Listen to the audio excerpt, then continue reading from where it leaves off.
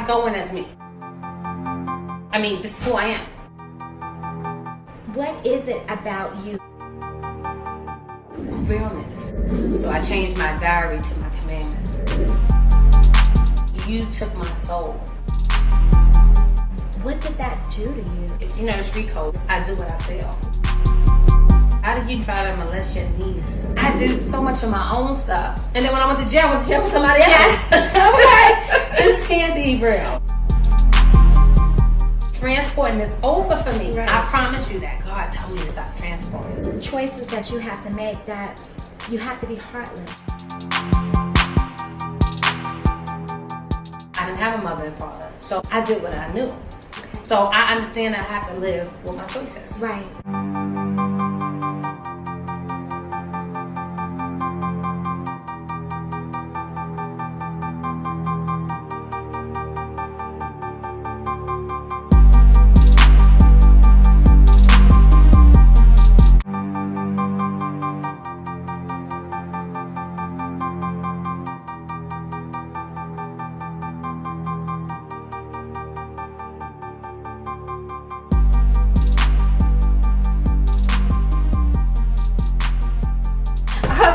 Welcome to another edition of Law and No Order Special Survivors Unit.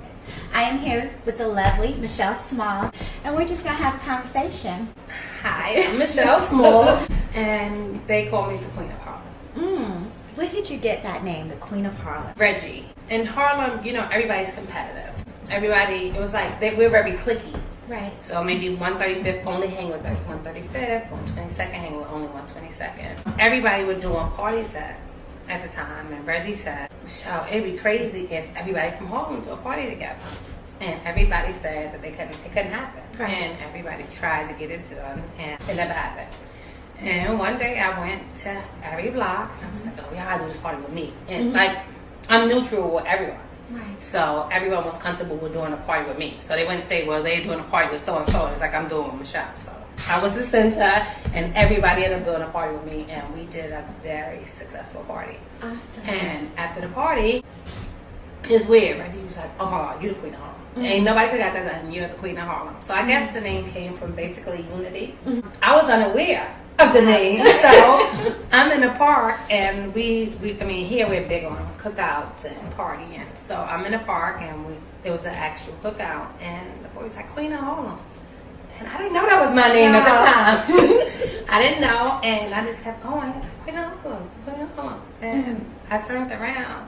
He was like, what's going on? And I was like, oh shit, that's me. Yes, yes. So the name came from Reggie. Reggie from Final Four. Reggie was doing parties at the time. And I guess Reggie is he's a big promoter and a big advocate in the city. So when he said it, it's stuck. Okay. So he stamped that. Yes. Okay, you said something very important. You talked about being neutral, and you talked about unity.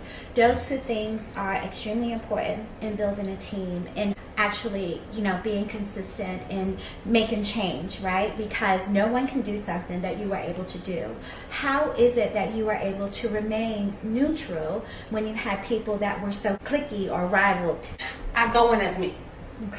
I don't want to be nobody else besides me. So I don't act like, this is who I am. Right. So, and I understand that it's people that's just not going to get along, and it's people that's just not going to like each other. So I don't force nothing. Right. If it was meant, it's going to happen. If it don't, it won't. So if I say, you know what, let's do this, and they say no, it is. Yes. I'm not going to keep on pondering on something that's beating a dead horse and any of that. So. Right. Do you think that a lot of people, especially that and know you and know your character, they put probably their personal things to the side just so that they can fulfill what it is that you desire? Definitely. So what is it about you, do you think, that allows things like that to happen? Realness. Realness. Being real is so rare now. So when you get it, you gravitate to it and you hold on to it. Right. So they know, well, you know what? If I tell Michelle this and I say, this is what it is. I want to do this, but I don't want to do that. Right. I'm not going to get you somewhere and say, well, could you do this and that? Right. No. I respect people. Right. And that's how I get respected, because it's not like they're scared of me, no. Right. I got some of the toughest friends in the world. Yes. However, they respect me because I respect them. Right. So respect is very important. Respect is the key. Is the key. Okay. And of course, you have so many titles, right? You're a serial entrepreneur, a broker, you are a philanthropist, you just added author to your title.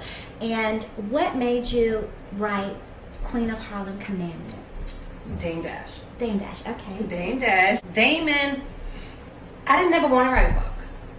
I was totally against it or whatever the case may be, but it's just so rare. Like anywhere I go, I worked in the shelter system. They used to try to get the clients to be compliant, and it was rare. It was weird because they would wait till I come and say, Michelle, I'm going to do this if you ask me to do it. Right. And it got to the point where they made that a habit. So all the case managers would call me and say, Michelle, can you talk to this one? Can you talk to that one? Can you do this? I'm like, that's not my job. Yes. But, so we all will win. I'm a team player. Right. I did it. So with that being said, they started asking me to speak at different schools. And I've seen so many young girls that's just lost. They thought that they couldn't make it because what society tell them. Right. Society tell them if you have a felony or if you messed up or you did this, you did that, you can't win. Me and Damon was talking about things like that. And he was like, well, give me a chapter. Yeah. I gave him a chapter. So then he was like, oh, this is fire, Michelle. Tell me, I'm thinking of my next script. Just give me another chapter of your life. So he suckered me into writing a book. So I gave him chapter. Next thing you know, I had a whole book. Wow. Without even. And then publishing, he was like, Michelle, would your life be better if you had you to tell you all the things that you could tell you now when you were younger? Yes. And that's what made me put the book out. So it wasn't like I wanted this big sales or anything. I just wanted to reach out to the youth. Right. However, it went to number one and etc. Yes. But I didn't try. Yeah. Yeah. It wasn't for that. However, it ended up doing really well. Yes. The book is amazing. Okay, Queen of Harlem Commandments. If you don't have it, you better get it. I read it in a day, and it was such a powerful book, right? There was a whole lot of pain in the book, but there was even greater purpose in the book. I'm so glad that you did decide to write this book because it does speak to so many people's situation and helps give them inspiration and actionable steps to move forward in life. I noticed that there were common threads throughout the book.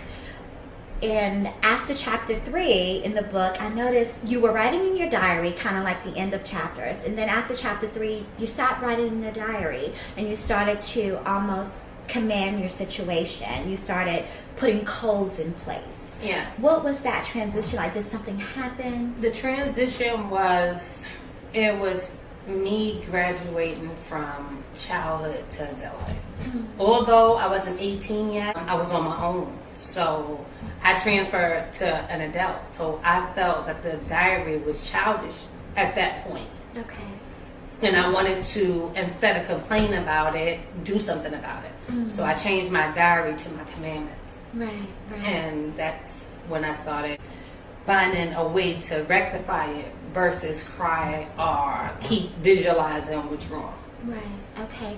So also a common thread was effective communication. There were a lot of things that took place throughout your life, a lot of things that caused pain because you thought things were one way when they weren't. And there was that lack of communication that happened. First beginning with your grandma Margaret with the presents, and then Nadine, right? Yeah, I'm very big-headed. Okay. And I'm like one of them stigglers I'm stuck on what I'm stuck on, and if it's not right, I'm gonna figure a way to make it right. Right. Communication is so imperative.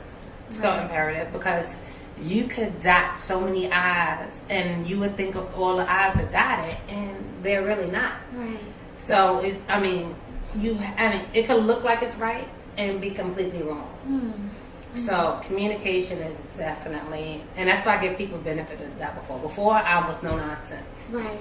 You crossed me, you lost me. You lost me. Everyone's like, yes.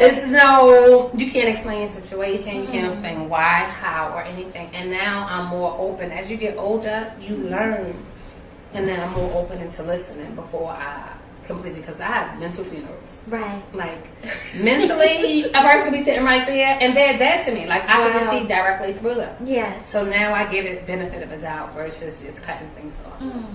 So, like, when you just said that, when you're in front of people and you can kind of see right through them, has it always been like that? Like, did you go through some type of betrayal or trust issue to cultivate that? When you go through so many things, no matter how bad the situation is, you lose so much. My biggest loss was my robbery. Me getting robbed, I mean, they took everything from me. They took my soul, my care, they took everything from me. You would think it's a couple dollars and jewelry and stuff. I could replace that. Right. But the other things, like emotionally and mentally and physically, I can't. Like, you can't scare me on nothing because you took my soul with the robbery. And the thing about it is, I mean, it's probably somebody who knows somebody that know me. Right. And those things I would have gave. Right. Like, Right. But when you put my kid in that type of situation, you put me in a place where, like, there's no coming back. Right. Also, I noticed throughout your book, the things that were taking place to people, the worst pains, were from someone that you loved, someone who was supposed to care for you. With the attempted molestation, even to the robberies and things like that, we noticed that it was people that you knew. What did that do to you?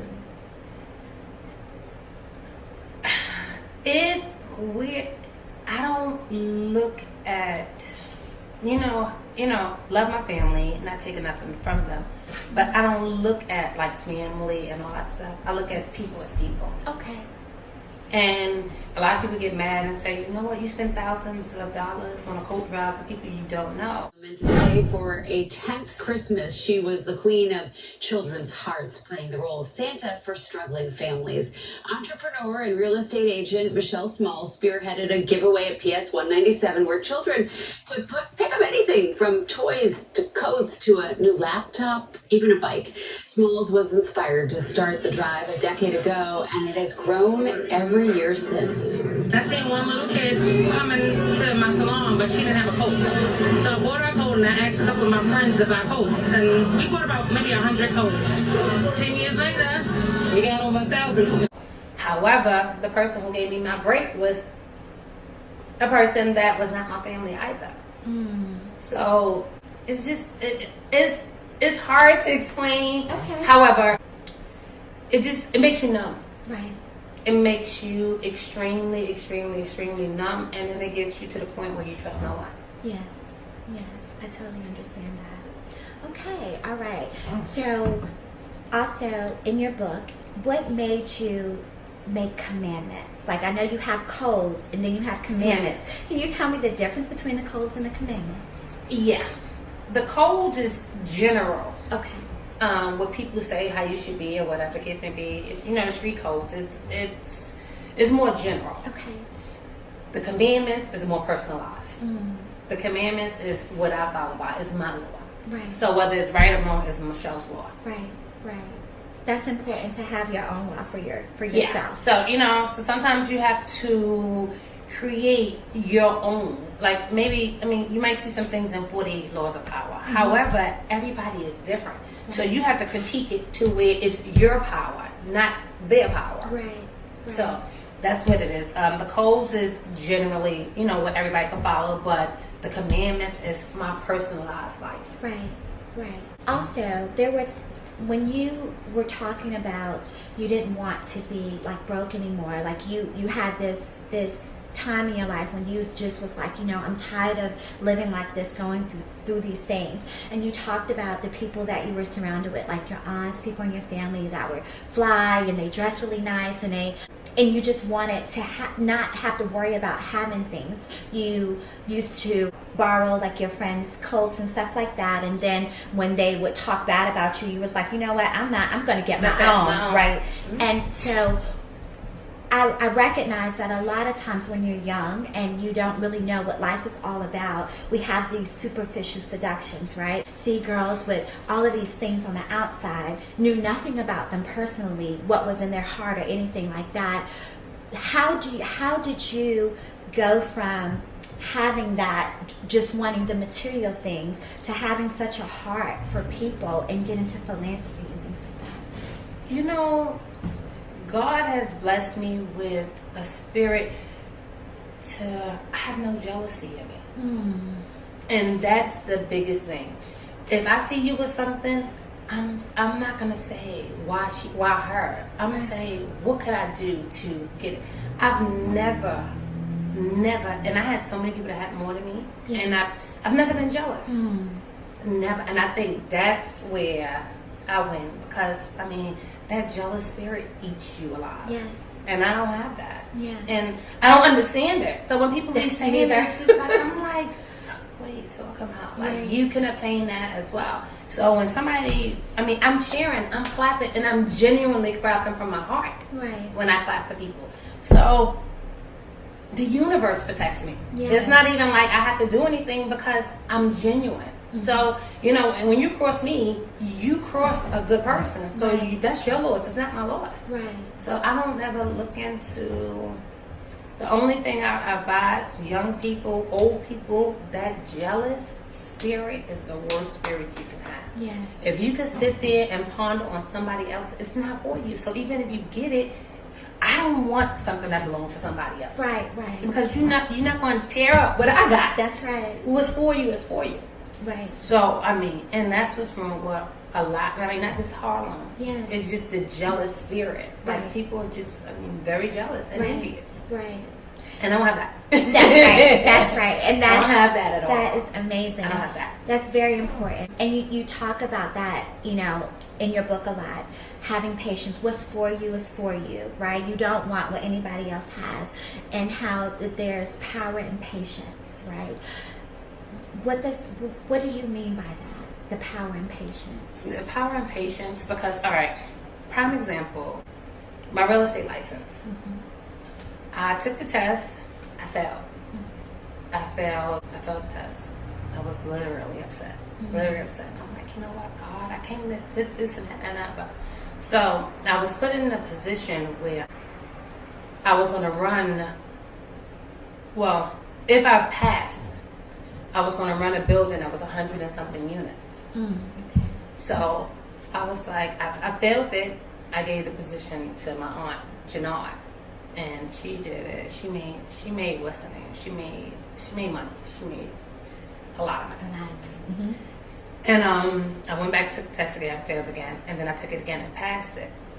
However, the building had all of these violations and all that stuff, and I was just coming out of school. Right. So I wouldn't have known about half the things. So although I would have got the position, I would have failed tremendously. Wow. Because all the things that...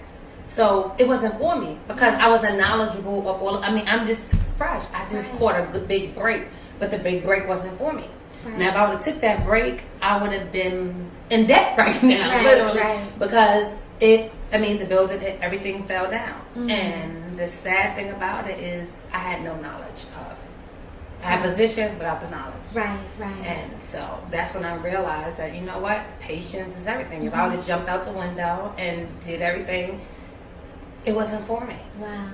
So God's timing is definitely perfect. God's timing is perfect. And there was just a lot of positions. I mean, like even when I sold drugs, I was like, you know what, God, I'm transporting. I'm doing things definitely that I'm not supposed to be doing. And I ended up getting all caught up.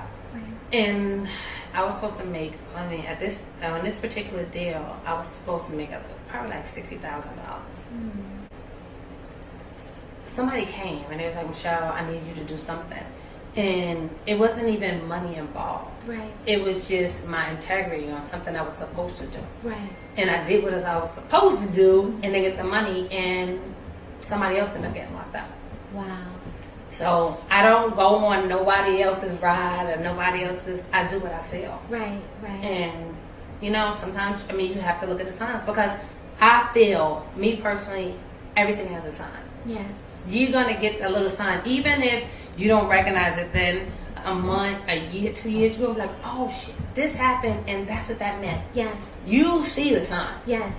And whether you pay attention, whether you pay attention or act on it, that's on you. Yes. However, it's always a sign to everything. Yes, I felt tremendously with acting on a sign, because when I look back, I said God gave me a chance to avoid a 25-year sentence. You know, I was just, I had to go to the bathroom. I thought I did, and I was like, no, I can just wait. Had I just gotten out the car and went, you know, then I think, you know, maybe something worse would have happened. Maybe they would have tried to, you know, set somebody else up that was connected to me because they didn't have an out with me, you know? So I don't know. I think about all of those different things, but the signs are very important. You get signs on everything. Yes. In your book, you talked about how God protected you in so many different ways. You know, from the attempted, you know, molestation. Yeah, that was my biggest, because I was blaming God. I was like, you know what? You know, I have no father. My mother's on drugs. How are you letting all these things happen to me? And I was like, I was livid. Like one of those, just like, you know, you and God. Yes. One-on-one. It was like, I was livid. And then I'm like, how? And then he was like, you know, the person that that was going to knock on the window that stopped him? That was me. Yes. So it's God and so many other things. And then, you know, I was bitter, very bitter. Because I was like, that's my uncle, how he tried. So then he died. And when he died, you know, I hate to say it, I was happy. Right. I was happy. I was like, good for him and all of these things. And which I probably shouldn't have said it, but that's what I felt. Right. So I'm not going to say that I didn't feel. I'm actually happy my uncle had passed away. Right. He ended up having AIDS. I know. You did tell that in the book. Yeah, he had AIDS. And it's like, how did you try to molest your niece and you're sick? Right. Like, how do you try to molest your niece, period? Right. And then you're sick. So, you know, I was, you know, always being protected, not knowing that I was protected. Exactly. When did you recognize that God was covering you all this time? On every time I complained, when I seen the complete outcome, it's like, oh shoot. Like, I supposed to do a lot of time. I was supposed to do this. And although I did go to jail, it's definitely not on with the things that I've done, whatever the case may be. So he definitely, you know, it's so weird that I did so much of my own stuff. And then when I went to jail with somebody else. Yes. Okay, this can't be real. Yes. Yes. This can't be real. Like, I've been selling drugs for about 5 years straight then. Yes. And that was maybe like, in 1990 something. And the moment I leave my house and let somebody else there, he get caught with his stuff and I get locked up for his stuff. Mm-hmm. Mm-hmm. It's usually how it goes. And then I say, you know what? He had a small amount. So I went to jail for a smaller amount than if I would have had my own stuff. I would have went a way larger amount. Yes, so. yes. It was almost like God was like tapping you. Like, hey, we got something different going on for you. And I recognize that when God has a plan. It was one more. It was weird because this is why I definitely follow God. And just because it's not me, I won't send nobody else. Mm-hmm. Now, I transported some drugs to Jamaica. Me and my sister. Mm-hmm. I told my sister it was a graduation present for her, and I put drugs in me in her bag. Trifling, I did it. And I didn't tell her because I know me. I'm gonna hold it down. Yes. I don't know what she gonna do. Mm-hmm. So I didn't even want her to know about it, so she would be scared or anything. So I didn't tell her anything. So when we went through customs, they stopped us, and they was like, "Can we go through your stuff?" I was like, "Oh shit." Oh God, I'm sweating. My palms are sweating. Everything is just. My sister is regular because she don't know anything. Right. So I'm praying. I said, God, I promise you, if you get me through this one, I promise transporting this over for me. Right. I promise you that. It was like, Miss Smalls, y'all could go. I was like, yes. So although I said, you know what, I'm not going to do it no more. I'm not transporting no more. And I didn't. Mm-hmm. But I got my friend to transport. Mm-hmm. And they ended up getting locked up. Mm. And they told on me. When they told, one person told and the other person stood strong. Right. So it was her word against hers. So they didn't bother me. But God told me to stop transporting. Right. Period. And I sent somebody else. Yes. So I was accountable for what I did when he told me, when I promised I was going to stop doing it. So it's not just me, it's period anything to do with it. Exactly. And that was something I learned then. Right. So that kind of goes into the choices that we make, how it affects so many other people other than just ourselves, right? Yeah. Like, you think that, okay, I'm not going to do it, I'm going to get them to do it. Exactly. Nah. Same repercussion. Yeah. So when that happened, like, I can imagine how you felt. Like, you know, I was horrified. I mean, I felt horrible in the beginning. When the girl told on me, it just was like, ever. Right. But the one who didn't, I felt horrible because I took so much of her life. Mm-hmm. And she came home, and when she came home, she's just not the same person she used to be. Right. So it was like I robbed her of her right. youth and, you know, things that she could have done. And, things she could have been. But I still love her dearly. And, you know, me and her very close. Right. If she ever need me, I'm here or whatever the case may be. But I definitely could have did in her life. Yes. I often try to tell people that after you get past all the money and you can get all the material stuff and the glitz and the glamour and the VIP everywhere and everybody knows you have this great recognition, it's almost like you have this power. Then there comes the time when you have to make decisions that keep you up at night. Because in order to be really successful in this life, in the street life, there are things choices that you have to make that you have to be heartless in order to do those things. So, in most cases, right? Not in all cases. So, it was that, because I know for you, the heart that you have, was that one of the hardest parts of this life? Kind of, sort of, because I'm one of them people that you gotta live with. Me personally, I live with my choices. Okay. So if, God forbid, I'm not going to, right now, I work, I make very good money legally. Right.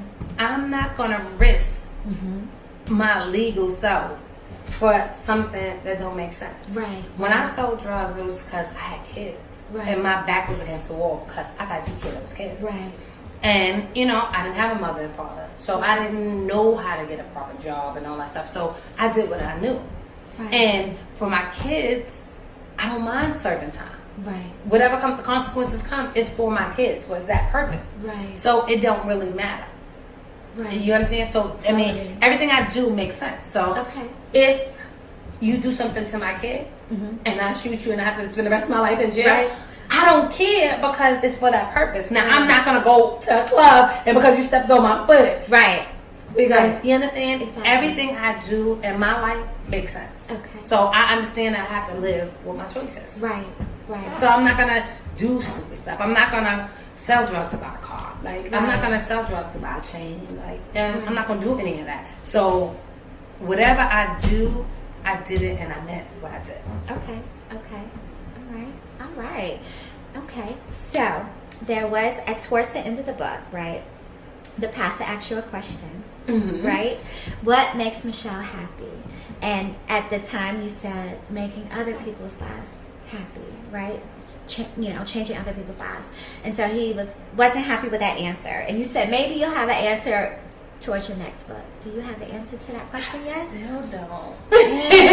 I still don't. I'm still working on it because, you know, it's not really things that make me happy. Like watching little kids happy, that's what really makes me happy.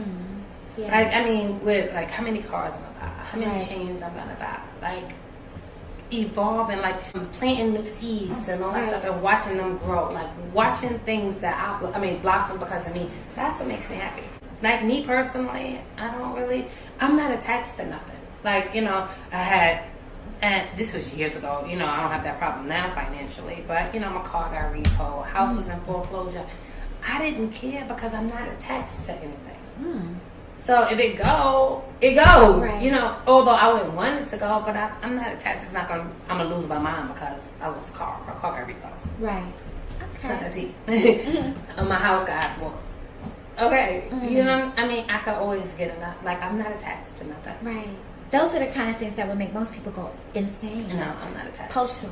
Hello, my Law and No Order family. I know you're enjoying the episode, but I just had to take 1 minute to pay homage to the Queen of Harlem for being the blueprint of what impacting and changing a nation looks like, one community at a time. And I have to tell you, I was so overwhelmed when I saw her wearing my shirt while doing so. Not because she was wearing the shirt, but because she personified what God is necessary means. And that's walking in the image of God and making sure that the children are well. And so, for all who you are and all that you do, this is why you are crowned the Queen of Harlem. And I am so honored to be able to sit down with you and have this amazing conversation. Back to the episode. So, Miss Smalls, you talk about what really matters to you is making other people's lives better, right? Impacting other people's lives. So I can only imagine you have a whole slew of testimonies from people who you've changed their lives. What can you tell me one that just really touched your heart? One girl, she had three children. She was in the shelter system, and she came to me and she said, I just don't want to be here no more. She was like, you know, I'm not a good mother to these kids are in the shelter. And she was like, every door that I knock on, she was like, they don't never open the door. So I was just like, you know, what do you want to do? She was like, what I want to do, I can't do. She was like, I wanted to do real estate. And at the time I was working at the shelter and doing real estate. And she's like, but I got a felony. And I was like, Mom, I do too. And she was like, no, you don't. You can never have a felony. You do. I said, I have a felony. Wow. And she was like, you think I could get my license? I said, of course you can. I said, I got mine. And she was like, wow. Cause this is this. I said, listen, more than one felony. Yeah. You know, I didn't want to get too personal. Right. I said, I have more than one felony. And she was like, well, I gotta get. Well, yeah, I have 3 gun charges. So, you know, I didn't want to put it in my business, but it was just like, you know, I didn't want to lose her trying to protect things that don't even really mean anything to me. Right. And she went for a real estate license. I got an apartment, and now she's doing very well. Wow. I'm not gonna say her business, but she's doing when I say very well, Wow. very well. She sends me stuff. The kids send me stuff.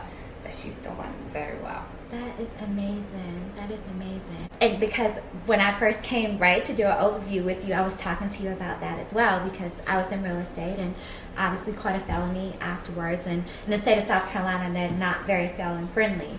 So you took the time to explain to me that it's possible, you know. Yeah, and that's your part in it, exactly. Right, and that's so important. What made you want to get into real estate? I was working in a shelter. It was, I guess, anything that I do, I'm going to do to the fullest. Okay. And there was so many homeless people, and it was just like, they had a stigma against them. And then I was like, you know what, these people are not that bad. Right. Like how people portray them to do. So I started, finding them apartments, and every time I go, I was like, you know what, I'll do the follow-up. I told the building owners, I'll follow up or whatever, because me. Right. And I would put them in there. 6 months later, I do a follow-up. 9 months later, do a follow-up. And I'm doing all the work, but the broker was getting paid. Right. I was like, oh, no. Yeah. And I switched gears. Definitely. And I switched gears. Okay. And so that's why people who don't realize I specialize in programs, because that's what I started with. I started with programs. Right. So your philanthropy is way bigger than just coat drives, right? You just have a philanthropist's heart, right? In every area. I noticed just from conversations and everything that you've acquired, everything that you went to do, you went for it to help someone else. It was never to attain a certain status or to make a certain amount of money. you took the real estate exam is very difficult, right? Extremely hard. I know in South Carolina, especially real estate law, that part right there is the hardest that it was for me, right? And so, and you kept trying, you kept going after it, but not necessarily for yourself. I'm sure you wanted to accomplish it, but more so you can help the underdog. How important is it for people to recognize that helping the underdog really helps you in the end? It really does. But people gotta realize it has to be you. Yeah. You can't do it for expectations. Right. If you do it for expectations, you're never gonna get it. Right. Also, you told me that you don't like public speaking. I don't. Right? You don't really do. You hate it. You don't really do interviews, but you're so great at it, and you're so inspirational. And obviously, your story, your life changes so many people's lives. It impacts people beyond what you can ever imagine. So, what makes you sacrifice, what you hate, to do it? The people. The people. The people. When I see a success story, I be like, oh God. So tell me about real estate. What exactly do you do? Like how that whole evolution? I place everyone. I do commercial. Okay. I do programs. I do. I rent apartments, sell houses. I do everything real estate. So programs. What kind of programs? Section A, HASA, that's for HIV clients. Okay. City FEBs. Every program I accept. Okay. Was it difficult to be able to be connected to these programs and accept? Well, I work in the shelter system. Okay. And I have access to all the programs. It was just hard getting landlords. Okay. And the fact that landlords trust me, they gave me their apartments on just the trust with me because they didn't want. And usually, but sometimes it is true, Right. where people from programs tear the buildings up. But what I do is I do the monthly 3 months. Hey, how you? Yeah. Keeping that building clean? Right. And I don't do it like I'm over them or whatever the case may be. It's like, Right. It's like, all right, we're cool. Right. And that's the thing. It's like, I don't feel that I'm separated. Okay. I don't separate myself. Okay. So, when people think they're to a certain status, they think they're too big for things. There's nothing I'm too big for because God give and God also take away. Right. So, I will go to your house and my extensive stuff and what, hey, how you doing? And sit down. Like everybody, I don't know where they get this from, and everybody's just so big. And then when you look at their bank account, they're not big as they think that they are. Right. Like these titles are disgusting. They Right. disgust me. I don't like titles. Right. I don't do titles. I do Right. people. Right.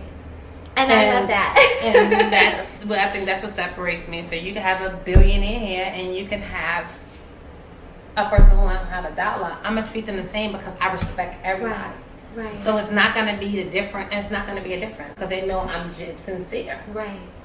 And it's so true because, I wanted to meet with you to kind of do an overview first, right? To give her an option because I was like, listen, I'm just starting out, so I'm still recording podcasts on my little phone. And, I didn't know whether you wanted me to, do it in the studio and stuff like that. And you were just like, please, like, it's not that serious. It's not. Yeah, it's so. It's not. People, they spend all the time on the fluff. And it's never on the target. Right. So you spend so much time and energy on the fluff, so you don't have nothing. When you look at it, you have nothing. Right. That is so important. You talked about the spirit of jealousy. I'm sure you've had an experience. Would you like to share an experience that you've had that really hurt you, that that got to you when it came to jealousy? Any signs of jealousy, I'm gone. My father, close friend, murdered him. Yeah. And because of jealousy. So I'm zero tolerant. Right. But even if I sense a jealous spirit, Right. he lost me. How do you recognize it? I could feel it. I could feel it. I could feel it when people are just weird. Like, the me. Like, Right. honestly, I get so much attention, but I don't seek it. Right. I don't go out for it, and I don't care That's for when you it. get the most. I don't care for it, so it's not like, when I go places, they recognize me. Hi back. Right. But it's not something like I'm gonna lose my mind if 500 people don't speak to me. Right. So this is, you know, it happens. I mean, I appreciate the love or whatever, but that's not me. Right. And people get them misconstrued that I do it for attention, and Right. I'm not an attention seeker at all. Exactly. Not even a little bit. Right, right. Like, me personally, I'm more of a shy person. Yeah. I don't like it. Yeah. Yes. But I deal with it. Right. Right. And you're extremely fashionable. You love fashion. Where did you get this passion for But fashion? it's weird because, how can I say? I'm a fly bum. Even when you're dressed up, you're like so fly. Yeah, so it's like I don't like people will go somewhere and it be like big and we go and Rima, you know, Rima's a fashion actor. Yes. And she be like, you were supposed to dress up. I was like, oh my bad. Like, you know, and it's just a lot. I don't know. I like to be free. Yeah. Yeah. I really like to be free. Like, I mean, I'm gonna come somewhere with a baseball hat. I'm Right. gonna come somewhere with, you know, with sneakers and a sweatsuit. Right. That's just, I like to be me. Right. Right. And it's so important to be unique, you know. Like you said, you don't seek attention, but you get so much of it. Does sometimes all that attention make you nervous and uncomfortable in certain places, or? Not really. It don't really bother me because that's not my focus. Yeah. Yeah. It's really not my focus. So it don't make me or break me. It's Okay. just, it just is what it is. Okay. So tell me, what is the ultimate goal for you? My ultimate goal is actually opening 100 unit building, and I want to groom girls from childhood, like, you know, but less fortunate girls. They're gonna be, you know, some might be foster care or whatever the case may be, but I'm gonna take them about 15 and show them, you know, how to eat the right spoon, how to how self-love, how to not accept what these niggas give to you. You know, be your own woman. Right. Get out and make your own money. I just want them to have purpose. Yes. And I want them to get finances. So I'm going to take them about maybe 15, 16. Okay. And then they're going to go through stages where it's going to be like not a job corps, because it's going to have so much more. Right. But they're going to go through job development skills. They're going to go through the etiquette class. They're going to go through, you know, self-love classes. And I just want to see how many women I can make into true bosses. Awesome. That is amazing. That's my focus. So in order to make that a reality, what missing pieces are there? What is it that you need in order to help execute that? Right now, I got all of these little incomes all over. I have a real estate here, juice bar here. So those little incomes, they're gonna purchase the building that I want. Okay. And once I purchase the building that I want, then I could pursue my dreams. That's my dream. That's my ultimate goal. Awesome. So can you tell me about the different businesses that you do have right now? Okay, yeah. I have a juice bar where they sell natural juices and etc. I have a post-op office where they do, you know, the aftercare for liposuction, and that's in Long Island. I have an event space where you can rent parties and pop-up shops. I have a salon where your mother is. Yes. I love your mom. Thank you. From the day I opened that salon 10 years ago, she welcomed me, and she's been amazing. Thank you. Amazing. Amazing. She's something else. Her famous quote, and this was before you, when I was younger, she used to say, you think you bad, huh? You think you know some gangsters? I know the original gangsters, but now they're just presidents and CEOs and things like that. You don't know who I know. And look, right? I called her out on it. Well, could you introduce me to the Queen of Harlem? She was like, I'll see what I can do. I love your mom. When I say love her, she's amazing. She in is. every way. She welcomed me. She groomed me. Yes. This would need to be done on the block. You know what? You keep yourself quiet and you'll stay. And you have longevity. Yes. And I had that salon for 10 years, and it just gave me a whole nother 10-year lease. Yes. Because your mother. Wow. Because, you know, I was a little edgy and, Right. you know, big-headed or whatever the case may be, Right. nasty. And calm down. Yeah. get in here, do what you're supposed to do. Yes. And that's what I did. And I Yes. love your mother dearly for that. Let me tell you, my mom was sometimes it used to scare me, okay, because she would go up to the guys on the corner and anything like, is she gonna tell them? Yeah, she gonna correct them, and they were so respectful to her. I remember one time she used to tell the boys, "You need to pull up your pants now. If the police run up on you, how you gonna run?" Yeah, my mom is a trip. No, your mom is everything, and everybody from the high to the lower is respected. Even Yes. DB screaming, your mother come out, he's shape up. Yeah. Drunk and all, shape up. Right. Your mom is amazing. Yeah, she is amazing. Hi, I'm Kayla. I enjoy working with Holly. God is always necessary. You should put him before anything you do. Do not be misled. Bad company corrupts good character. 1 Corinthians 15:33. I read your book and I think about so many different people that grew up having to do what it is that they had to do to survive. Like you said, you had to go out and get them shoes because you didn't have, your parents there. You didn't have that. Whereas me, having both of my parents, there's so many people who choose a life that you think is glitz and glamour when you have the right structure to have, a better life. So choices is so important.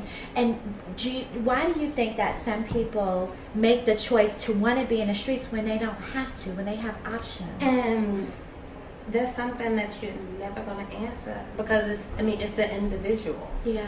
So you don't know the situation that the individual's put in. So, Right. and every situation is different. Right. So that's the question. It's going to be like pretty much impossible Right. to answer because I don't know what triggered you. Right. You understand? You could have been walking in the supermarket and seen somebody with this big old chain, or Yeah. you could have been in school and they were teaching something that is Yeah. something that triggered you to. Right. I think for me, like with my parents, they were so old school, right? I couldn't wear earrings bigger than a quarter or anything like that. Catholic school in my life. But there were conversations being talked about in the streets, in schools, about sex, about things like that. And when I would come to ask those questions, my mom felt I was too young to have those conversations. How important do you think it is when children come to ask questions to answer open them? with my kids. Okay. I'm completely open. My life is like, and that's why when people say you write the book, your kids, no. I have nothing to hide from my kids. Right. I mean, I've done plenty of things wrong, but this is me. Right. And it's either, listen, whatever I did, grow from it. Right. I made plenty of mistakes. Just don't make the same mistakes I made. Right. That's all we gotta ask.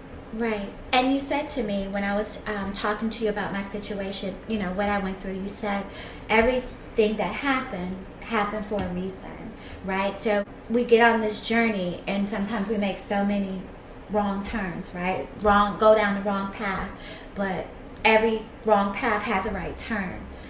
How do you make that paradigm shift? How do you go from one thought process to something greater? Because it's always a connection. At the end, you're gonna see it's always a connection. Think every bad experience I had wrote the book, Yes. and then the book is my ultimate thing that came out amazing. Yes. And it can actually help somebody else. So if I didn't go through those things, I wouldn't have a story to tell. Everybody has a story. It's just about how you put your story out. So what is the most powerful lesson you've learned throughout your life? The most powerful lesson of live with your choices. Live with your choices. That's I think about everything like when I do something, say when I get home. When I get home, I think about everything I've done that day and Right. what I could have done different. Or I do that every day. Every night I go home, I think about everything that I did Right. the whole day. So like I said, think about now. All of these shootings or whatever the case can be, they wouldn't happen if they knew the consequences. Right. So live with your choices is just so imperative. It's really imperative. If a person knew, well, you know what, I'm gonna do 15 years and I got to do the 15 years, they're not gonna do all the things they're doing. Right. Right. People don't live, they're not able to live with their choices, and that's why there's so much negative energy. That's why there's so much negative things, because they can't live with their choices. They could do something to you, but when you do something to them, it's the end of the earth. Right. Right. people need to learn how to live with their choices. Yes, that, and take accountability. Yeah. Right? I find that so many people try to blame you because y'all had you started the same way, you have the same options, and you do better with your choices, and they blame you for their failures. That's again. It all boils down to live with your choices. Yes. So you are such an inspiration. You're such a powerful woman. And how hard is it when it comes to relationships? Because that's the hardest thing by far, because it's just like, when you meet somebody and the next thing you know, they're in competition. It's like, are we together? Are we enemies? Like, what are we? Tell me what. Like, men, they get very competitive when they see a woman successful. Right. It's disturbing. Right. They definitely get competitive. It's like, you know what? Me and you on the same team. We're here together to grow together. Right. It's us against them, not me against you. Right. And I get a lot of that. And then it's like, not even with that. It's just like, people talk about the same shit. It's just like, all right, what are we going to talk about? What car you got? How I'm so over that stage to where I don't really date a lot. Oh, okay. So I don't date a lot. It's like I've been, but for the past 6 years, it's like off and on with this same person, but I don't do a lot of dating. Right. So are men intimidated by you? Is it hard for them to even approach you? I can imagine. Yeah, but then you get the people who overconfident and less qualified. Right. So So what type of qualities do you look for? I just like real men. Real men, okay. It's not even a quality. I'm not even really looking for something. I could feel it. Right. Like, I'm not looking for no big this or big that or right. You just this quote unquote names and all that stupid nonsense. It just gotta make sense to me. These men, a lot of them just don't make sense to me. Right. You talk about energy a lot, right? You a lot of the questions that I've asked your response has been energy. Like, that energy is so important to you. At what point did you develop that spirit of discernment when you were recognizing about 35. people? 35. Okay. It took a very long time. It took a very long time. Once I started identifying, like, you know what, everything happened. I got the sign first. Right. I started paying attention more to the energy and how a person make me feel around them, and I haven't been wrong. So the more I've been right, the more I've been banking on it. Yes. And I am so grateful for you agreeing to do this interview with me. I know it had everything to do with my mom, so my mom. Yeah, big shout out to your mom. I love your mom. Yeah. So the podcast is called Law and No Order Special Survivors Unit. So what is law for your life? And you have your commandments. So give us one, and let me know why you make that a commandment for your life. My biggest commandment, law. If you're the only person getting money in your crew, you're not the man, you're a target. And when I eat, everybody around me eat. There's nobody starving, so I don't create an energy where it's going to be jealousy or anything, because we all good. Yes. So I make sure everybody good. Yes. So they don't look at me like, oh, she's better than us, or we gonna. Yeah. Because I'm not that. Right. I fit in with everybody else. Right. So I don't want to be the big person. I just want to mix it. That's right. I don't want to be a target. That's right. So you talked about team, your team and teamwork, and you use that word a lot. And it reminded me, I was working for a company, and we had an acronym for that. Together, everyone achieves more. And it seems like your commandment definitely speaks to that, right? If we're together and we're a team, everyone achieves more when you work together. It's definitely. And so many people that can't work together because everyone wants to have this title as the boss. Right, and that's what I'm saying. And if you're a true boss, you don't have to say it. People will notice it. Right. So I never say, oh, I'm a boss, I'm this, no. Let's all work together. Yes. Let's get this bread. And, I mean, if everybody's happy, everybody wins. Right. And that's how I keep it. Okay. And the second part, Special Survivors Unit. What is a survival mechanism that you use throughout your life that has helped you? You know, I'm a female, but I'm no fear.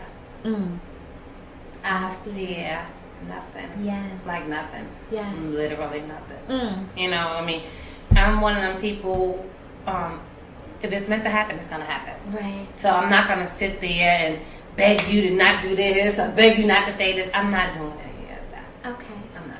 Right. Okay. Awesome. Well, again, I thank you so much for your time. Is there anything else that you want to tell? No, I'm amazed. I mean, I love the name of your podcast. Oh, I know your podcast is gonna win Yes. because who your mother is. That's right. No, because you too. I'm just playing. But no, it's amazing. Thank you. And I'm definitely honored that you came in and interviewed me. Yes, and when we get this 100-unit building, I will come back for a follow-up. Is that okay? No, you're definitely going to come back. Yes. If I do you soon, I'll come back. All right. Okay. Definitely. Thank you so much. No, thank Michelle. you. Oh, God. All right. Holly Supreme presents a heartbreaking drama based on a true story. Family means everything until they mean nothing.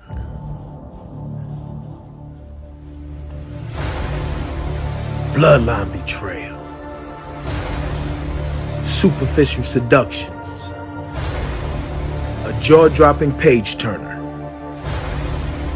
You have to get through the ratchetness to get to the righteousness. Choices and consequences. Forgiveness and freedom. A magnetic and masterful read. Compelling and captivating.